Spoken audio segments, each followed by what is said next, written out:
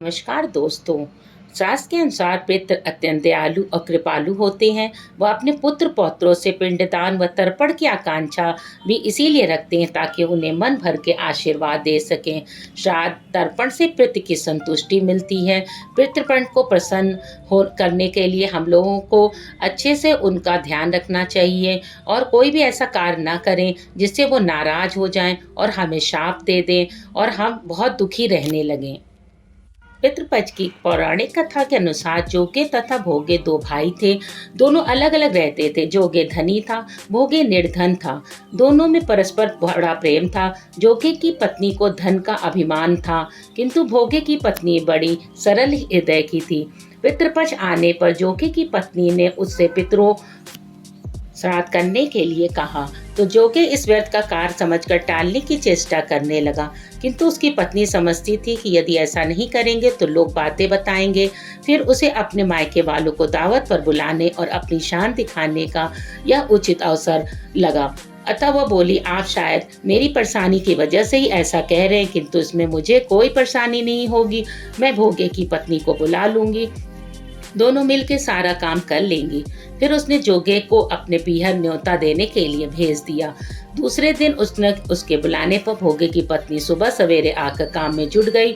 उसने रसोई तैयार की, अनेक पकवान बनाए, फिर सभी काम निपटाकर वो अपने घर आ गई। आखिर उसे भी तो पितरों का श्राद्ध तर्पण करना था। इस अवसर पर न जोगे की पत्नी ने उसे रोका और न वह रुकी। सीधी दोपहर हो गई। पितर भूमि पर उतरे और जोगे भोगे के पितर पहले जोगे के यहाँ गए। क्या देखते हैं कि उसके ससुराल वाले वहां भोजन जुटे हुए हैं। निराश होकर वे भोगे के यहाँ गए। वहां क्या था, मात्र पितरों के नाम पर अगियारी दे दी गई थी। पितरों ने उसकी राख चाटी और भूखे ही नदी के तट पर जा पहुंचे। थोड़ी देर में सारे पितर इकट्ठे हो गए और अपने यहाँ के श्राद्धों की बड़ाई करने लगे। जोगे भोगे के पितरों ने भी अपनी आप बीती सुनाई। फिर वे सोचने लगे, अगर भोगे असमर्थ होता तो फिर शायद उन्हें भूखा न रहना पड़ता, मगर भोगे के घर में तो 2 जून की रोटी भी खाने को नहीं थी। यही सोचकर सब उन्हें भोगे पर दया आ गई। अचानक वे नाच नाच कर गाने लगे, भोगे के घर धन हो जाए, भोगे के घर धन हो जाए।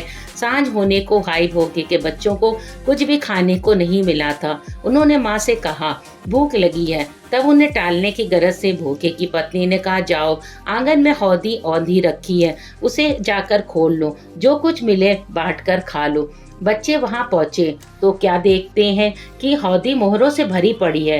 वे दौड़े दौड़े माँ के पास पहुंचे और उसे सारी बात बताई। आंगन में आकर भोगे की पत्नी ने यह सब देखा तो वह हैरान रह गई। इस प्रकार भोगे भी धनी हो गया, मगर धन पाकर वह घमंडी नहीं हुआ। दूसरे साल का पितृपक्ष आया। श्राद्ध के दिन भोगे की स्त्री ने 56 प्रकार के भोजन बनाए। ब्राह्मणों को बुलाकर श्राद्ध किया, भोजन कराया, दक्षिणा दी। जेठ जिठानी को सोने चांदी के बर्तनों में भोजन कराया।